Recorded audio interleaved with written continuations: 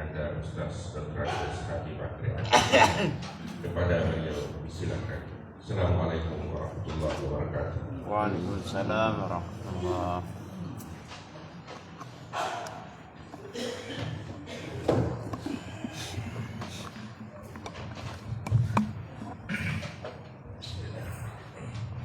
Assalamualaikum warahmatullahi wabarakatuh. Waalaikumsalam warahmatullahi.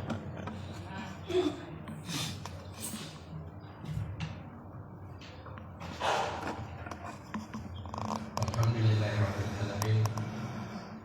Wassalatu wassalamu ala asyrafil anbiya wal mursalin wa ala alihi washabbihi ajmain. Bapak Ibu sekalian yang insyaallah dirahmati dan dimuliakan Allah Subhanahu wa taala. Tadi malam kita tidak sampai menyelesaikan ceramah karena memang waktu dibatasi. Kalau ceramah tarawih ada ibadah lain yang menunggu kita setelah salat isya, karena kita akan melaksanakan salat tarawih. Itu sebabnya para komunitas muballighah itu membatasi maksimal sampai 20 menit karena kita akan melaksanakan salat tarawih. Beda kalau misalnya ceramah-ceramah lain seperti salat subuh, itu tidak ada batasan. Baik,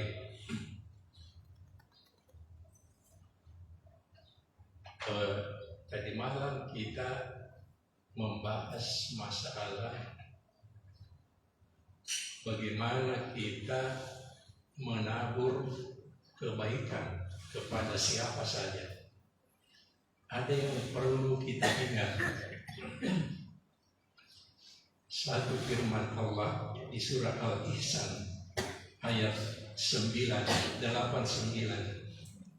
Allah berfirman begini, innama nu'iddu lahum jaza la yuriduna minkum jazaan wala syukuran. La yuriduna minkum jazaan wala syukuran. Allah mengatakan, kalau memberi makanan sedekah dalam bentuk apapun kepada orang miskin, orang lapar, atau orang yang ditahan, katakan kepada mereka, saya tidak mengharapkan imbalan apapun darimu. Yang saya harapkan hanya wajah Allah, keridhaan Allah. Bahkan saya tidak mengharapkan ucapan terima kasih pun darimu. Ini yang kadang-kadang kita lupa, Ibu dan Bapak sekalian, sehingga perlu selalu harus diingatkan. Jadi kalau kita memberikan sesuatu kepada orang lapar, orang miskin, baik itu makanan atau kahuan atau apa saja bentuknya, biasa kita apakah teledor atau memang direncanakan, persis kita berikan sedekah, langsung kita bilang, doakan anak, doakan anak punah supaya dapat, supaya lulus dengan baik nanti kalau dia tes mendapatkan pekerjaan yang baik. Doakan suamiku nak supaya panjang umur, doakan suamiku nak supaya dapat jabatan yang lebih tinggi. Rupanya itu Bapak Ibu sekalian, kita tidak mengharapkan, jangankan memohon doa, balasan apapun kata Allah, ya karena saya ada di situ. Saya sudah tahu apa maksudmu, apa yang kau lihatkan. Biasa tuh itu kita bilang, bahaya itu orang. Dia terima kasih, dia tidak bisa bilang. tidak berterima kasih waktu saya berikan sesuatu. Oh tidak, Allah sudah catat. Dia bilang, Allah saya ada di sini waktu kau memberikan itu, saya saksikan, tidak akan pernah saya lupakan, dan saya tahu apa yang ada di dalam hatimu waktu kau bersedekah itu. Saya tahu apa yang ada di dalam hatimu. Kau mendoakan supaya kau bersedekah supaya kau sembuh dari penyakit, saya sudah tahu. Dawu mardakum bisadaqah, obati dirimu, obati saudaramu, obati keluargamu dengan sedekah. Saya sudah tahu itu. Oh, kau bersedekah itu karena kau mau sehat, kau mau doakan saudaramu, kau mau doakan suamimu supaya mendapatkan jabatan.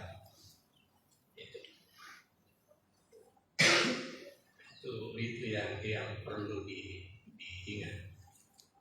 Ini ayat, ibu sekalian, bukan hadis, bukan pendapat ulama. Kalau ihsan ayat 9 bisa dibuka kalau ada yang mau musab. Jadi yang pertama tadi malam itu tali Quran, yang gemar membaca Al-Quran. Yang kedua hafizil lisan, orang yang apa istilahnya ya, menjaga lisannya, menjaga lisan, berhati-hati dengan ucapannya. Yang ketiga, yang memberi makan orang lapar, orang miskin. Kemudian yang keempat, yang berpuasa pada bulan Ramadan. Nah, kenapa ini puasa dianggap ataukah malah dikatakan nabi? Bukan nabi ya, justru hadis qudsi. Puasa itu adalah untukku.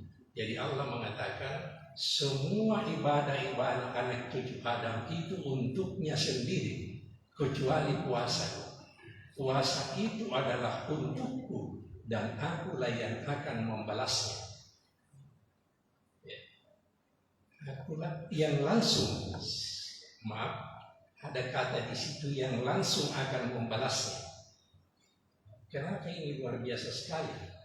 Puasa ini Allah yang langsung membalasnya, tak terhingga pahalanya. Karena puasa tidak ada riaknya. Kalau kita pergi haji aja semua orang, mau kita dipanggil ibu haji, mau kita dipanggil pak haji, ada riaknya di situ. Kalau kita salat, Allahu Akbar. Kalau disaksikan orang, oh bagus sekali takbirnya, Allahu Akbar. Sujudnya cuma nina sekali, kelihatan ada riaknya di situ. Sedekah juga begitu, memberikan sesuatu. Malah ada yang bilang, saya pernah ikut di Losari di hari, ada pengusaha besar ingin bersedekah. Itu sekretarisnya bilang, dibagi barangkali ini bos, kita punya sedekah. Dia bilang tunggu dulu, belum ada TPI. Dia menunggu di shopping.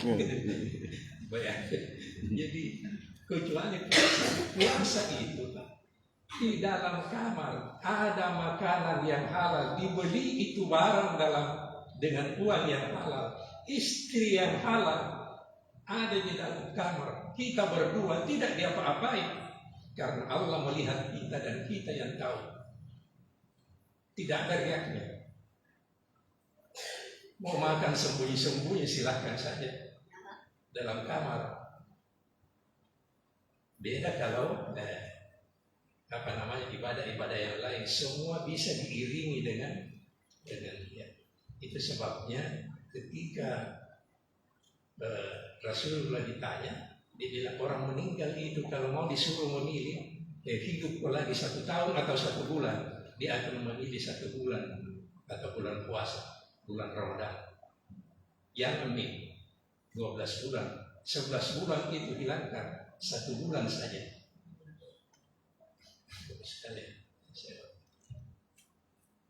Allah akan langsung membalasnya. Allah yang akan langsung membalas. Coba nih kita bayangkan, kalau kita juara bulu tangkis, juara musabaqah, kemudian kita diberikan oleh Prabowo hadiah di istana. Sini kok, saya kasih kok hadiah. Wih, bangganya. Presiden yang langsung memberikan hadiah itu. Puasa. Allah mengatakan, saya yang langsung membalasnya, saya yang akan berikan kau hadiah itu di arasku, di istanaku kau akan dapatkan hadiah itu. Ujuhu yawma idzin nadira ila rabbika nadira. Tidak ada lagi kebahagiaan bagi seorang manusia, seorang hamba di atasnya. Tidak ada lagi kebahagiaan tertinggi kecuali melihat wajah Allah ketika diberikan langsung hadiah yang Allah janjikan. Bayangkan. Jadi kenapa itu? Ampunan di sini luar biasa. Man sama Ramadhan imanan wa ihtisaban ghufira lahu ma taqaddama min dzambi. Semua dosa-dosamu diampuni di dalam bulan Ramadan ini. Nah, cuma memang ada bedanya antara maghfirah dengan afu. Maghfirah itu kita memohon ampun kepada Allah Subhanahu wa taala, kita diampuni, taqaddama min dzambi, diampuni semua kita punya dosa-dosa, tetapi di hari kemudian nanti masih ditanyakan, Allah masih tanya, kenapa dulu itu waktu kau bulan puasa pengantin baru di dalam kamar kau colek-colek, tidak bisa dikotakan. Kau laksanakan itu apa segala sesuatunya dengan istrimu. Ditanya, masih ditanya, tapi diampuni kita punya dosa. Kita sudah tidak diasah, tidak dihukum karena dosa-dosa itu. Kalau kita sudah diberikan maghfirah, beda kalau afu. Afu itu permohonan ampun, ya Allah. Allahumma innaka afuwwun tuhibbul afwa fa'fu anni. Ya Allah, sesungguhnya saya memohon ampun kepadamu karena sesungguhnya Engkau adalah Allah yang Maha Pengampun dan gemar memberikan ampunan. Terhapus itu dosa. Jadi kalau kita tadi masih ada catatannya, kita punya dosa, masih ada itu dosa-dosa tercatat, masih ditanyakan kita, tapi tidak dihukum lagi. Kalau afuun terhapus sama sekali itu dosa, tidak ada nih pertanyaan, tidak ada ditanya jawab, langsung terhapus itu dosa, tidak kelihatan di catatan amal kita. Amalan seorang hamba yang tercatat itu rapornya itu tidak kelihatan di situ, terhapus. Makanya jangan nonton televisi kalau mau hibukan. Matikan itu, matikan itu televisi baru kita berdoa. Allahumma innaka afuwwun. Nabi mengatakan, siapa istri Nabi mengatakan, wahai Rasulullah, Aisyah, Rasulullah, apa yang terbaik, dosa apa yang terbaik? Kalau misalnya satu saja doa yang saya harus mohonkan kepada Allah pada saat Lailatul Qadar, apa yang baik? Rasul mengatakan satu, kalau satu saja doamu yang akan diijabah, itu Allahumma innaka afuwwun tuhibbul afwa fa'fu anni. Karena kalau sudah diampuni kita punya dosa-dosa, bersih mati kembali mati bersih, tidak ada nih di atasnya ini. Allah akan selalu menurunkan rahmat kasih sayangnya, keberkahan dalam setiap ayunan langkah-langkah hambanya.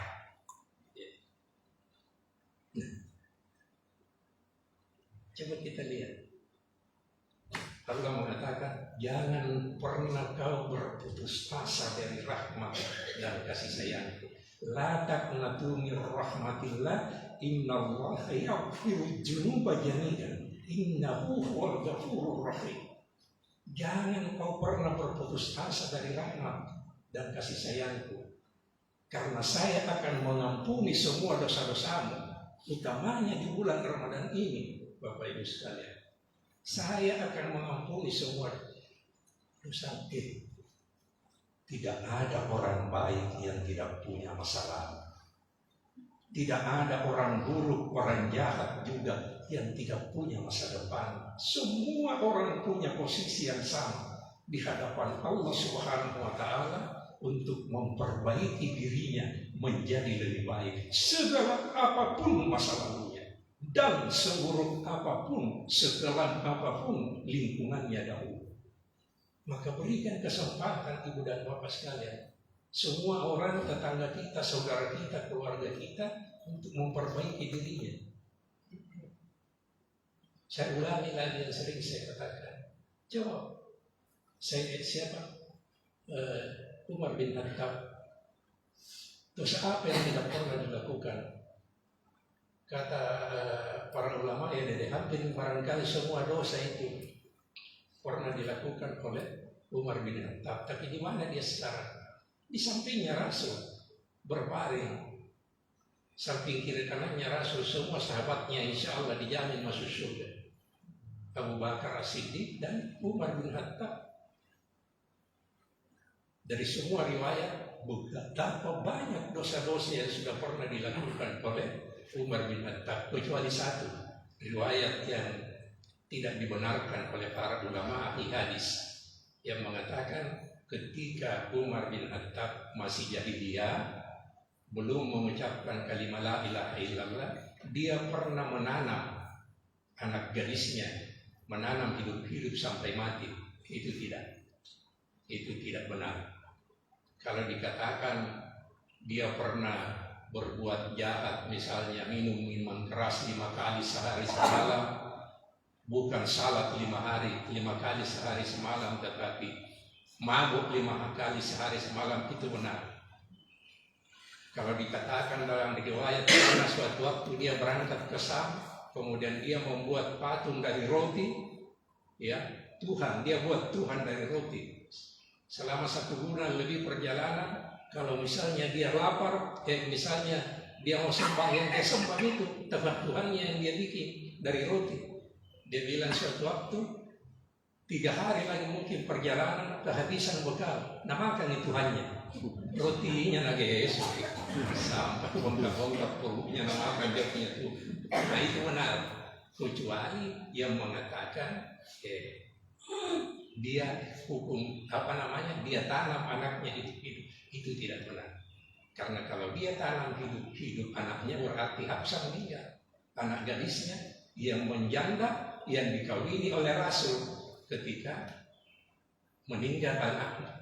meninggal suaminya di dalam perang Badar, kan meninggal suaminya. Nah, Rasul mengawini anaknya Khalifah Umar. Jadi Bapak Ibu sekalian yang saya hormati, ini bulan ampunan, Syahrul Maghfirah. Coba kita lihat. Wahai putra putri Adam, sahih ini hadisnya. Diriwayatkan oleh Anas, nomor hadis 42, sahih Tirmizi. Wahai putra putri Adam, selama engkau berdoa kepadaku memohon ampunanku, aku ampuni untukmu. Dan saya tidak peduli apapun yang pernah engkau lakukan di masa lalu. Wahai putra putri Adam, seandainya dosa-dosamu sudah mencapai ketinggian langit dan engkau datang kepadaku, saya ampuni untukmu. Seandainya dosa-dosamu sudah mencapai seluas wadah bumi ini dan engkau datang kepadaku, mendekatiku dengan tidak mempersekutukanku. Nah, saya ulangi, dengan tidak mempersekutukanku, maka aku akan datang kepadamu dengan pengampunan seluas wadah itu. Jadi satu dia minta, ampuni semua dosamu. Satu itu saya minta persyaratannya, jangan pernah kau percaya paranormal, jangan pernah kau percaya kuburan, pohon-pohon, patung-patung. Kalau itu kau lakukan, tobat nasuha. Tobat nasuha itu ya persyaratannya salah satunya menyesali kita punya perbuatan-perbuatan di masa lalu. Nah, ini juga kadang-kadang kita punya kesalahan. karena dibilang menderita tobat nasuha mah. Tapi kita masih menceritakan keburukan-keburukan kita, perbuatan-perbuatan maksiat kita kepada di masa lalu dengan kepada saudara-saudara kita, kepada teman-teman kita. Padahal Nabi mengatakan kepada keluargamu pun jangan pernah engkau lakukan itu, menceritakan aibmu di masa lalu, apalagi aib saudaramu. Bukankah Allah mengatakan kalau engkau menutup aib saudaramu di dunia, maka Allah akan menutup aibmu di dunia dan akhirat. Kita dibilang tobat nasuha mah, tapi diceritakan bangga jadi buruk saya telan kapil ekstasi tapi nyaman kurasa. Kalau saya minum bersama dengan teman-teman satu kerak bir bintang, lupa diri pagi baru pulang, itu di sini coba ya. Rasul mengatakan jangan kau pernah ceritakan itu kepada istrimu pun, jangan mau cerita, karena kalau kau ceritakan itu berarti kau bangga dengan aib masa lalumu, itu bukan tobat namanya. Kadang-kadang kita lupa itu, lupa cerita beliau masih bisa itu dulu, artinya masih mau dibilang hebat karena kita punya masa lalu seperti itu. Dan itu Bapak Ibu sekalian, ya. Jadi itu yang perlu utamanya di dalam bulan Ramadan ini. Itu yang saya ingatkan kembali tadi. Sering sekali saya mendengar, menyaksikan orang bersedekah kemudian mengatakan doakan anak agar supaya saya sembuh, supaya saya sehat, supaya panjang umur. Itu jangan. Ya. Saya kira cukup dulu. Ya. Subhanakallahumma bihamdika la ilaha illa anta astaghfiruka wa atubu ilaik. Assalamualaikum warahmatullahi wabarakatuh. Waalaikumsalam warahmatullahi wabarakatuh.